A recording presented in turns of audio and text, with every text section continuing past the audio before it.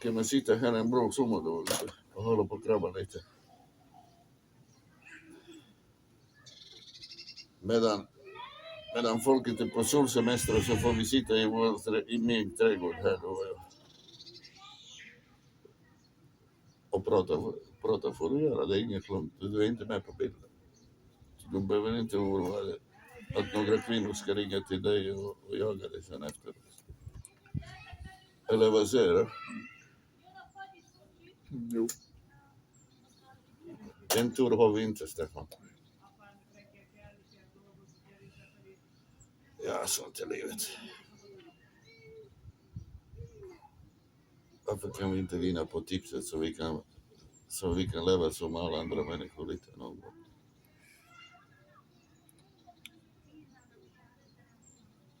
Ja, frihet. Köpa sig en bil. Köpa sig en bil? Ja. Det är det minsta bekymmer. Det kostar 100 lappar. Fan, en bil idag. Ja, den får du betala saftigt om du ska ha en sån. Den åker våra ministrar med en sån bil.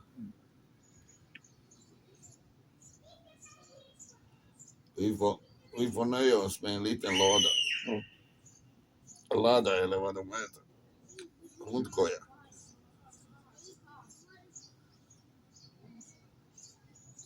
Men du hade fin bil för fan. Den fina Hyundai. Ja, det var en bra bil. Va? Det var en bra bil. Jag kommer ihåg, du var ju glad när du köpte den för fan.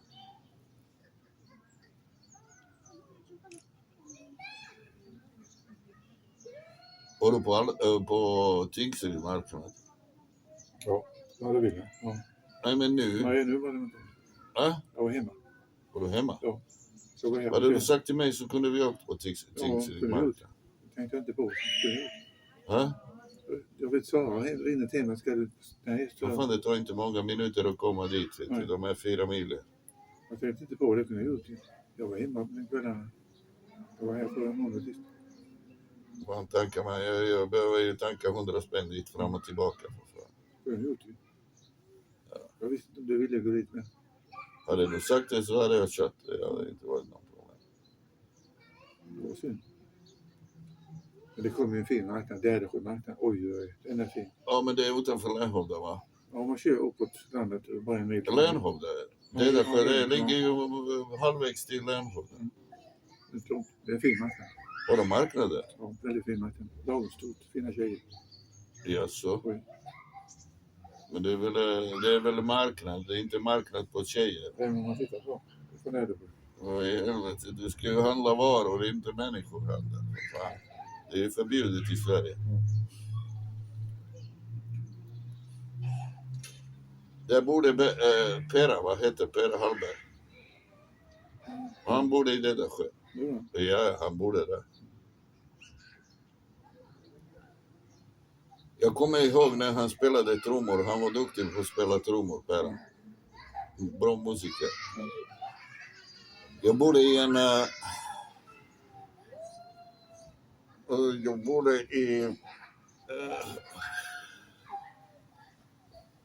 soldathemmet. Du vet väl ligger soldathemmet? Det gamla huset där. Ja. Jag bodde där. Då kom han och hälsade på ibland. Och jag spelade trummor där.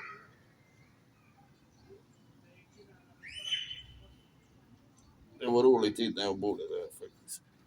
Det var ju 3 killar som bodde där. Det var ju Sonny. Så var det en annan kille som bodde där. Vi bodde där om oss. Hade en liten penty, vet du, där vi lagade mat och sånt. På kvällarna. Och Sonny tog han åt sin dotter där. Jag kommer ihåg, ibland hade han henne och hon smyg sig till mitt rum. Här får jag titta, ja, du får gå in och titta så här. Så vad heter det? Men sen han välte den bilen, den fina BMW, han hade ett CX, den här coupé-modellen. Och han tyckte om den bilen. Han var duktig mekaniker med. Han lagade mycket grejer och sånt. Så det. En gång köpte vi en bil jag och Sonny. Vi köpte en gammal Saab, vet du. Och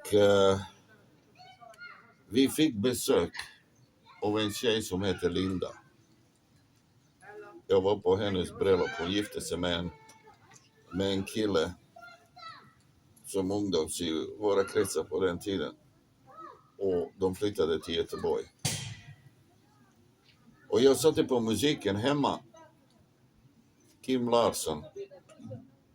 Och då vaknade Linda. Och så sa hon till mig: vet du vad är det för musik du spelar nu? Jag vet inte om det är sant, men i alla fall det visade sig sen att det var Kim Larssons ex. Och då säger hon: det här låten har han skrivit till mig. Och den heter Linda. Och vad heter det? Den här Saaben som vi köpte, vet du, så var ju... Då ringde ju Lindas pappa, han bodde i Skåne. Staffanstorp någonstans där. Han var en av de första som tillverkade vindkraftverk. Sådana som de har privat i sina hus och trädgårdar. Och då sa han: har du någon bil? Jag vill köpa till Linda. Och då hade vi den här Saaben då. Och då vi putsade den Saaben den kvällen. Jag kommer ihåg, jag och Sonny, vi putsade den. Och till slut fick vi i ordning den här bilen. Och körde den till Staffanstorp där. Och då besökte vi gubben där på den här gården han bodde. Och vi kom överens om vad vi ska ha för den här bilen. Tjänade någon spänn på den. Och när vi kom dit så fick vi de här 5 000 då. Och då så sa ni: för fan. Då fick vi ju den bilen så jävla billigt. Så vi åker ner till Malmö. Och sen festade vi lite. Och vi var ju där. Och vi festade. Och vi hade skitroligt ihop. Och vad heter det? Vi kom ju hem då. Det var inte mycket av de pengarna kvar. Men i vilken fall som helst. Så vad heter det? Sen tappade vi kontakten med det där. Men när Linda skulle gifta sig med den här killen då, som då hon flyttade med till Göteborg sen, så skulle de gifta sig i Revemåla kyrka. Du vet det, Revemåla. De hade en riktigt liten mysig kyrka. Och då frågade de mig om jag vill vara gudfader på den här ceremonin. Det var inte många gäster, men det var ju en morgon. Och jag stack ju dit då. Jag vet, jag skyndade mig som fan, vet du, för jag var sent ute. Men jag körde till Revemåla. Och jag var faktiskt gudfader till henne när hon gifte sig med den här killen då. Så jag kommer inte ihåg vad han riktigt hette, men bägge var schyssta som fan. Sen tappade vi totalt kontakt. Allihop. Bara gick. Bara tappade kontakt. Men i alla fall, det var ju en av de minnena som jag hade från den tiden. Jag bodde i den här soldathemmet. Och sen var det ju då att när jag bodde där så öppnade jag en firma. Enskild firma. Och vi hade några. Jag hade en kompis i Vislanda. Och då hade vi på den tiden då, den kompisen hade ett företag där. Som de håller på att slippa gods åt olika gjuterier. Jag var ofta där och jobbade själv lite för att tjäna pengar. Och sen den här företaget gick rätt så bra. Men vad heter det? Det skedde ett mord i Vislanda på den tiden. Det var 2 polacker som jobbade i den här firman. Och de, vad heter det? Den ena fick jobb i den här firman som min kompis hade ihop med sin bror. Och de skulle bo i en lägenhet i Vislanda. Och den andra killen fick inte jobb. Och han blev så jävla förbannad. Och de bodde i samma lägenhet, kom från samma land, från Polen.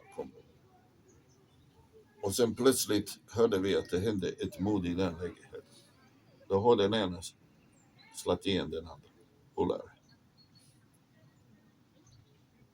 Och det var ju så att polisen kom dit, men de kunde inte hitta vad som hade hänt i den lägenheten. De hade inga bevis. Det var ju kliniskt städat hela lägenheten. Men det var ju knivmord. Och vad heter det? Då gick de och kollade hela fabriken. De gjorde stora undersökningar runt omkring och sådär. Och det luskades fram sedan att den ena polare och det sin egen kompis. Och denna mannen blir internationellt efterlyst. Och den andra som heter Robert, som var jättefin människa. Han var väldigt omtyckt. Jobbade bra, duktig i den här fabriken. Hjälpsam till alla. Och sen luskades fram. De kom ju till slutsatsen. Det var ju den ena som mördade den andra. Och det blev ju en, internationell efterlyst. Och då hämtade de honom från Polen. Det var på svensk TV. Och han fick sig sin straff då. Han fick ju 10 år. Och en av de här kompisarna som drev den fabriken var ju på rättegång och så vidare. Men i alla fall, sen efter några år så åkte jag med en polack som också jobbade i den fabriken. Vi åkte till Polen, till den stan där den mannen har kommit ifrån. Och då berättade mig den polacken att nu gör vi som så att vi går ju till den här kyrkogården där han är begravd, Robert. Och vi lägger blommorna på hans grav. Och vi gjorde det. Vi köpte blommor, vi stack dit där. Och när han var där, den här kompisen från Polen med mig, så köpte han en Jägermeister. Och sen hällde han den på graven. Och sen, jag minns orden han sa. Då sa han att din förbannade jävel, hade du lyssnat på mig så hade du inte legat här idag. Så han har nog varnat honom säkert för den här mannen som var så farlig. Och sen när vi åkte båt tillbaka till Sverige, så på båten, vem träffade vi? Jo, det var ju Roberts fru som jobbade i receptionen på båten. Och vi gick fram där och sen den här polacken pratade med hans fru i och med att de kände varandra. Från när hon var i Sverige då. Där begravningen var och han skulle begravas där i Polen. Och vi pratade med henne. Och då fick jag ju träffa Roberts fru för första gången. Och jag minns ändå när jag då kom till fabriken och jag träffade den här mördaren. Men då satt han ju utanför en bil och sen frågade han om jag hade någon dricka i bilen. Då sa jag till honom, jag har inget dricka, jag har bara en flaska vin som jag hade köpt mig. Och han ville ha den. Och jag gav honom den. Så han drack ju den här vinen där. Och Men i vilken fall som helst, han kommer från en liten stad utanför Swinoujscie. Och sen blir det så att han fick ju 10 års fängelse och utvisning.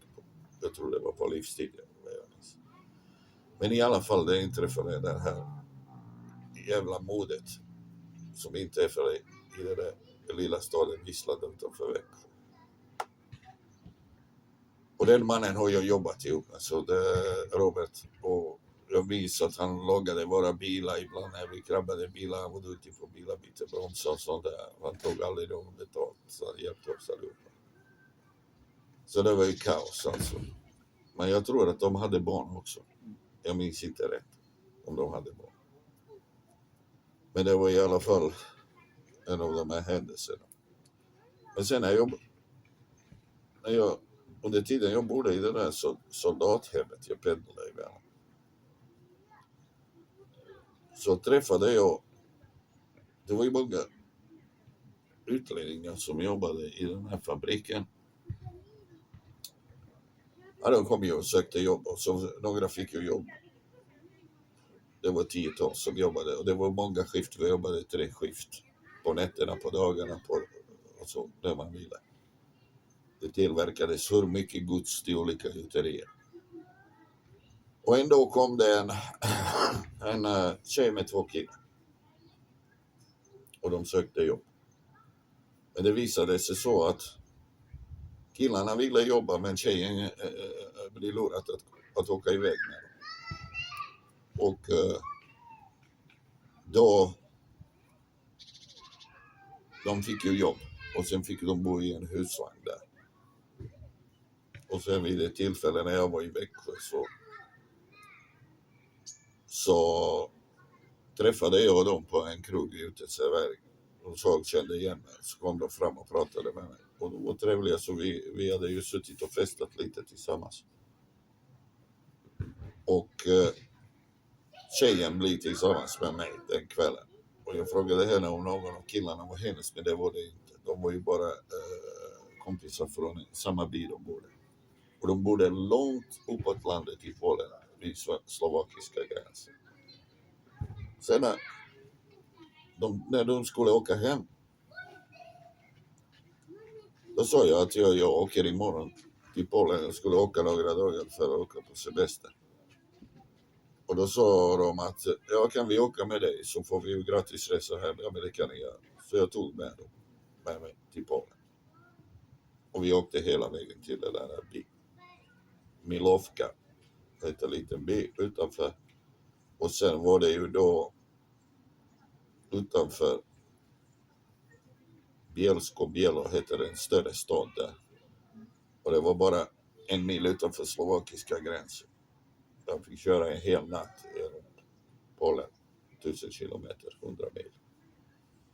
Men i vilken fall som helst, jag var ju med henne en tag.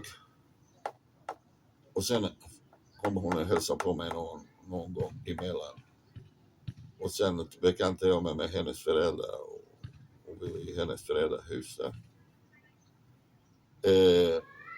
Sen var det ju så att hon berättade om att du ska veta, Jelko, att jag kom inte till Sverige för att jobba, utan jag bara blev lurad att åka iväg. Men mina föräldrar har gott om pengar, så jag behöver inte knäga extra. Och då sa jag hon till mig, nu går vi till, ska jag visa dig vad min pappa äger. Och då åkte vi till en liten bergskedja låg där precis vid slovakiska gränsen. Och uppe i den här bergskedjan så var ju hennes pappa hade en stor restaurang.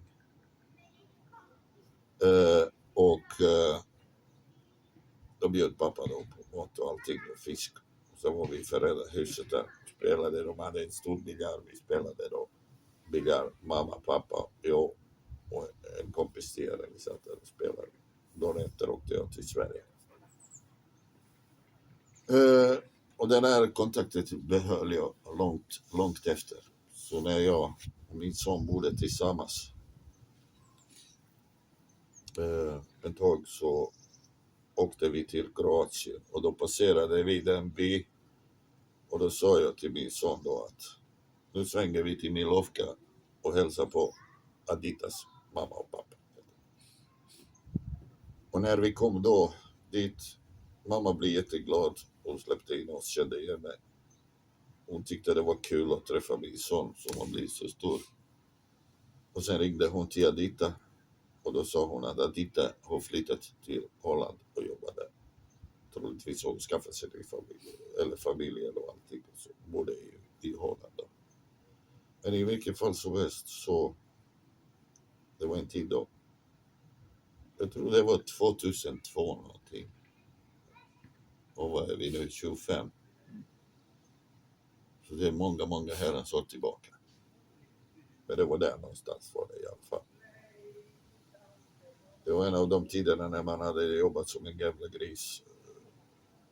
Med sådana tunga industrijobb och var tvungen att finansiera sitt liv. För det var svårt att försörja sig som sjukpensionär. Jag hade knappt några pengar. Men i alla fall då upptäckte det ganska snabbt upptäckte skattemyndigheterna det. Och då fick man se en boxsmäll på det att man inte deklarerar. Denna mannen som drev den industri skaffade nya jobb och de anställda. En del åkte till Norge och jobbade där. Jag själv jobbade i Kristiansand i en tung gjuteri. Och vi pendlade var 14:e dag och åkte hem och sånt. Men mannen fick betala en dyr pris. Idag är han så pass sjuk så han kan inte gå. För det var en av de tyngsta jobben vi hade.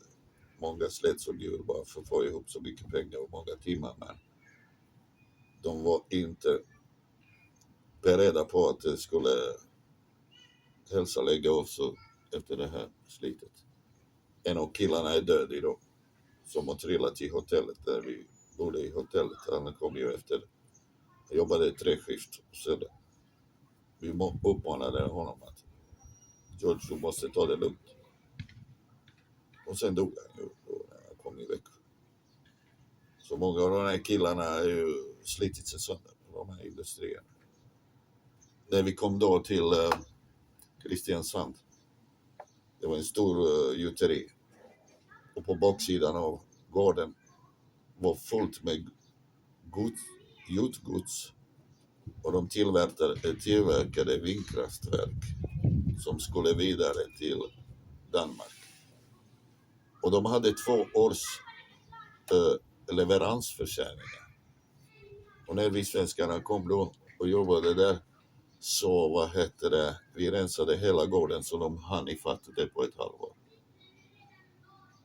Så det var ju det priset många fick betala. Men vi var väldigt omtyckta från norrmännen. Och de tyckte att vi var duktiga. För det fanns andra som har gjort samma försök men de lyckades inte hjälpa dem att de gräver sig ut skiten och leveransförsäljningen. Men vi gjorde det. Så när man gick ju då i Kristiansand till centrum så många känner igen oss. Ja, det är de svenskarna som jobbar på gjuteri. Men det var en fin tid faktiskt. Norge tyckte om och Norge var ett bra land. Vi hade ätit vad vi ville på fabriken, var alltid gratis. Och dricka fick vi ta med oss för mycket vi ville. Det var ju mycket också. Norrmännen är mycket vänner om fackföreningar. Och så skulle det vara något möte, fackföreningsmöte, då stannade hela fabriken. Och då var det mycket sånt. Och jag minns dagen när jag var i Norge och sen var det ju 17 maj när de har norska nationaldagen, va? Och då var ju så alla var så vackert klädda, allting stannade hela Norge. Och sen till och med hunden gick med norsk flagga runt halsen. Så det var så jättevackert att se det här. Så Norge lämnade bra minnen. Vackra minnen till mig, trots allt. Det är fint.